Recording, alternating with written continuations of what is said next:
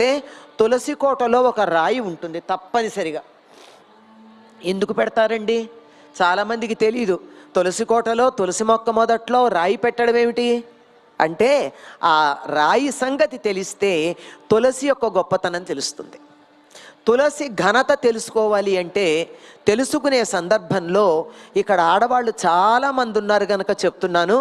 మన దేశంలో ఆడవాళ్ళని ఎప్పుడూ పూజలు చెయ్యొద్దు, తపస్సు చెయ్యొద్దు అని నిరోధించలేదండి.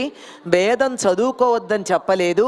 అన్నీ కూడా పురుషులతో సమానంగా చేయడానికి అవకాశం ఉంది. అంతేకాదు, స్త్రీలు తలుచుకుంటే దేవుణ్ణి కూడా శపించగలరు.